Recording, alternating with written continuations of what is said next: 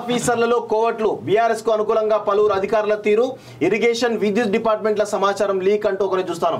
రివ్యూలోని అంశాలు నిర్ణయాలు బయటకు పాలేరుకు నీళ్ల విషయంపై ఇటీవల గులాబీ బాస్ కామెంట్స్ అనుమానాలకు మరింత బలం చేకూర్చేలా వ్యాఖ్యలు సీరియస్ గా తీసుకున్న రాష్ట్ర ప్రభుత్వం ఇంటి దొంగలను పట్టుకోవాలని సీఎం ఆదేశం అంటూ ఒకటి చూస్తాం. ఇంటి దొంగలను ఈశ్వరుడు కూడా పట్టలేడు అనేది స్పష్టంగా తెలుసు. కాబట్టి మరి రేవంత్ రెడ్డి ఈ ఇంటి దొంగలు ఎట్లా పడతాడనేది చూడాల్సిన అవసరం ఉంది. ఎందుకంటే బయటికి మాత్రమే చాలా మంది ఆఫీసర్లు కేసీఆర్ తెలుసు అనుకుంటాం, కానీ తెలియకుండా కేసీఆర్ కోసం పనిచేస్తున్న వాళ్ళు చాలా మంది ఉన్నారు. ఎందుకంటే గత ప్రభుత్వంలో బెనిఫిట్ అయిన వాళ్ళు చాలా మంది ఉన్నారు.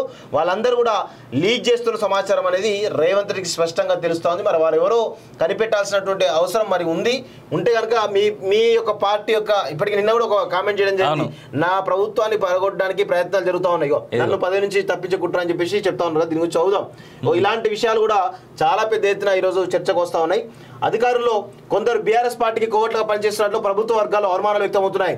ముఖ్యంగా ఇరిగేషన్ విద్యుత్ శాఖలోని ఆఫీసర్లు గులాబీ పార్టీతో అంటగాగుతున్నారని ప్రభుత్వ చర్చలు తీసుకున్న నిర్ణయాలు బీఆర్ఎస్ నేతలకు చేరవేస్తున్న టాక్ అధికార వర్గాల నుంచి వినిపిస్తున్నది.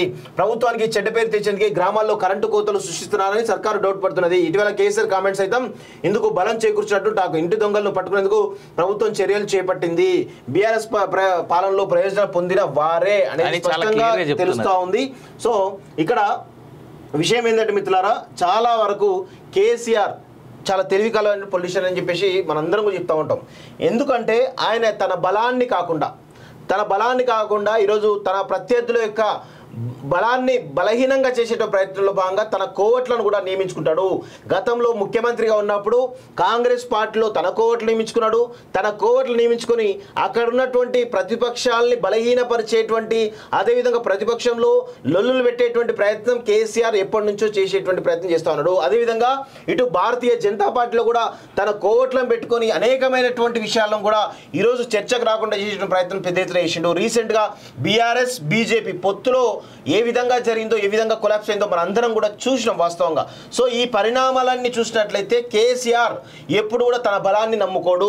తను చాలా బలహీనమైన విషయం కూడా అందరికీ తెలియకుండా ప్రత్యర్థులను బలహీనపరిచి తనకంటే బలహీనులు ప్రత్యర్థులు అనేటువంటి కోణంలో ఆయన తన కోవట్లను నియమించుకొని ఆ ప్రత్యర్థి వర్గాలను బలహీనపరిచేయడం ప్రయత్నం చేసి అందులో సక్సెస్ అయ్యే ప్రయత్నం చేస్తాడు. అందుకే కేసీఆర్ అపరచాణక్యుడు అంటే నేను నమ్మ, కేసీఆర్ అతి తెలివి కలవాడంటే అసలు నమ్మే పరిస్థితి లేదు. ఎందుకంటే కేసీఆర్ తనకంటే కూడా తన బీఆర్ఎస్ పార్టీలో ఉన్న నాయకుల కంటే కూడా, ఎమ్మెల్యేలు మంత్రుల కంటే కూడా ప్రతిపక్షంలో ఉన్నటువంటి కోవట్లనే ఎక్కువ నమ్ముతాడు. కాబట్టి కేసీఆర్ను అతిగా నమ్మేటువంటి పరిస్థితి ఎవరు కూడా చేయొద్దని చెప్పేసి కూడా స్పష్టంగా నేను చెప్తా ఉన్నాను.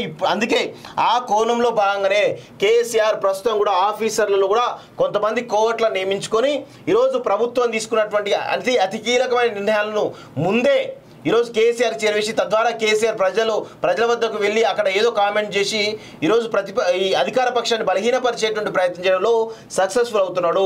ఆ విషయం తెలియక రేవంత్ రెడ్డి కొంత మల్లాగులాలు పడుతున్నట్టయితే క్లియర్గా తెలుస్తూ ఉంది. చాలా వరకు గత ప్రభుత్వం 10 సంవత్సరాల్లో ప్రయోజనం పొందినటువంటి ఆఫీసర్లే ఈరోజు పెద్ద ఎత్తున కేసీఆర్ కు కోవట్లుగా పనిచేస్తున్నారని చెప్పి కూడా స్పష్టంగా తెలుస్తా ఉంది. టు బి ఆనెస్ట్, ఉన్న గవర్నమెంట్ ఆఫీసర్లు అందరినీ తీసి పడేస్తే అసలు ఫస్ట్ చాలా వరకు సెటిల్ అవుతుంది ఇష్యూస్ అన్ని.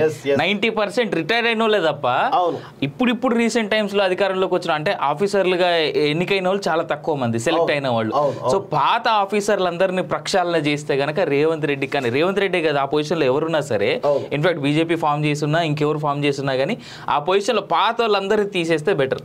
ఇంకోటి ఇక్కడ పాలేరుకు నీళ్ళ విషయంపై ఇటీవల గులాబీ బాస్ కామెంట్స్ అని అన్నారు కదా, మేడిగడ్డ ఎక్కడ రాసినో లేదో నాకు తెలియదు కానీ మనకున్న లేటెస్ట్ సమాచారం ప్రకారం నిన్నటి వరకు మేడిగడ్డ కేవలం 1.5 అడుగులు మాత్రమే కుంగింది అనేటువంటి మాట ఉన్నది కదా. లేటెస్ట్ మాట ఏంటంటే 4 నుంచి 6 అడుగుల లోతు కుంగింది మేడిగడ్డ. ఇంకా ఇన్సైడర్ గా పగుళ్ళ స్థాయి పెరుగుతుంది.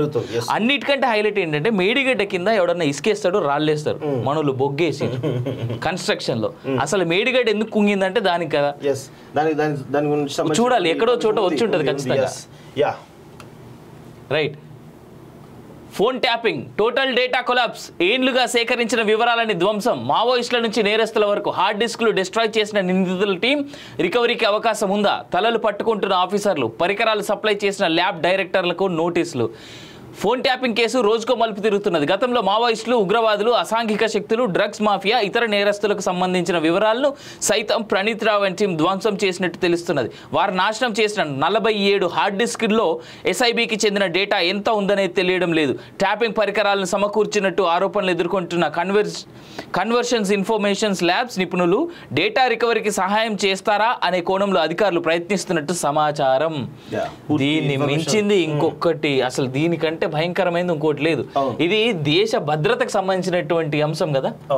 సో అట్లాంటిది ఇప్పుడు దేశ భద్రతకు సంబంధించినటువంటి అంశాన్ని వీళ్ళు పూర్తిగా డిస్ట్రాయ్ చేసినట్టే వీళ్ళని ఏ రకంగా తీసుకుపోయి లోపలేయాలి?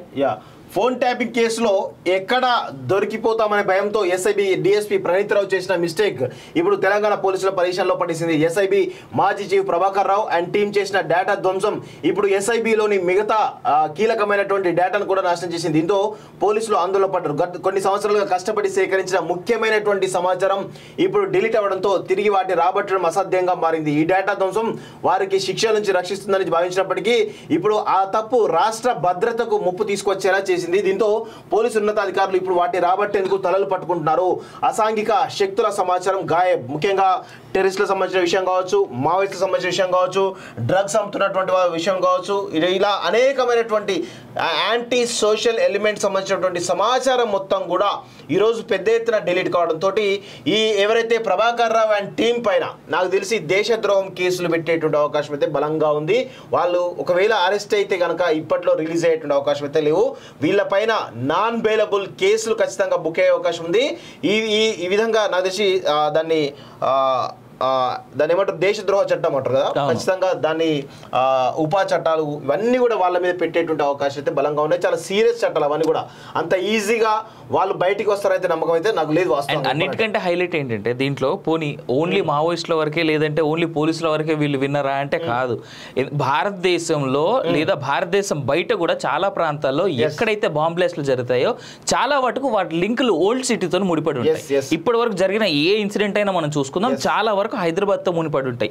ఇలాంటి అంశాలని కూడా, ఎందుకంటే ఇలాంటి కాన్వర్జేషన్స్ కానీ ఇలాంటి కాల్ రికార్డింగ్స్ కానీ మెయింటైన్ చేసేది హైదరాబాద్ సెంట్రల్ పోలీసు విభాగమే. అలాంటి లొకేషన్ నుంచి ఇంత డేటా మిస్ అయిందంటే it's not just going to effect Telangana, it is going to effect the entire country కదా. అండ్ దట్టు దీంట్లో ఆర్థిక శాఖకు సంబంధించినవి ఉంటాయి, ఈ హోంశాఖకు సంబంధించినవి ఉంటాయి. ఇవే కాకుండా ఇందాక మీరు మెన్షన్ చేసినట్టుగా టెర్రరిస్టులు కావచ్చు, మావోయిస్టులు కావచ్చు, డెకాయిట్స్ కావచ్చు, డ్రగ్ పెడ్లర్స్ కావచ్చు. ఎందుకంటే డ్రగ్స్ అనేటువంటిది ఇవాళ భారతదేశ వ్యాప్తంగా ఎంత పెద్ద ఇష్యూస్ క్రియేట్ చేస్తుందో అందరికీ తెలిసినటువంటి విషయమే.